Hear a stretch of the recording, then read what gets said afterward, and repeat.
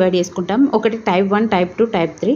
First type 1 ఎక్కడ వాడతాము అని అంటే these are used in designing of standard resistors in measuring instruments. అంటే ఇదిని మనం ఎక్కడ స్టాండర్డ్ రెసిస్టెన్స్ అనేది ఎక్కడైతే అవసరమో అక్కడ మనం ఈ హయ్యర్ రెసిస్టివిటీ కండక్టింగ్ మెటీరియల్స్ అనేవి వాడతాం. అది మెయిన్గా ఎక్కడ అంటే మెజరింగ్ ఇన్స్ట్రుమెంట్స్ లోపల వాడతాం. మెజరింగ్ ఇన్స్ట్రుమెంట్స్ అంటే జస్ట్ లైక్ యామీటర్ కావచ్చు, ammeter, watt meter, volt meter, ఇవన్నీ మెజరింగ్ ఇన్స్ట్రుమెంట్స్ అన్నమాట. టైప్ 2 వచ్చేసి these are used in making rheostat or resistance boxes.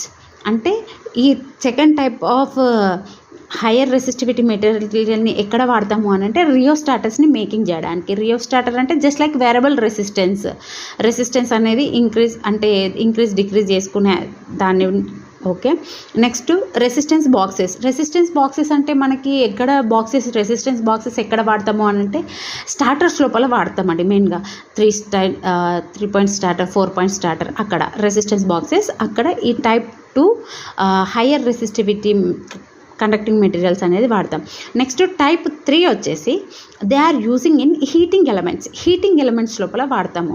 Heating elements అంటే ఎగ్జాంపుల్ ఐరన్ బాక్స్ కావచ్చు, రైస్ కుక్కర్ కావచ్చు, వాటర్ హీటర్ కావచ్చు, ఇవన్నీ హీటింగ్ ఎలిమెంట్స్ అనమాట. గ్రీజర్ కావచ్చు. ఈ హై రెసిస్టివిటీ అనేది ఎక్కడ అంటే దాంట్లో ఏముంటుంది మ్యాక్సిమం అంటే నిక్రోమ్ అనేది వాడతాం.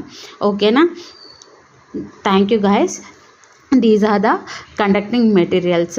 ఇంకా ఏదైనా టాపిక్ కావాలి అని అనుకుంటే ఈ సిరీస్ అనేది నేను ఇట్లనే కంటిన్యూ చేద్దాం అనుకుంటున్నా. ఏదైనా టాపిక్ కావాలి అని అనుకుంటే ప్లీజ్ కామెంట్ చేయండి, సపోర్ట్ చేయండి.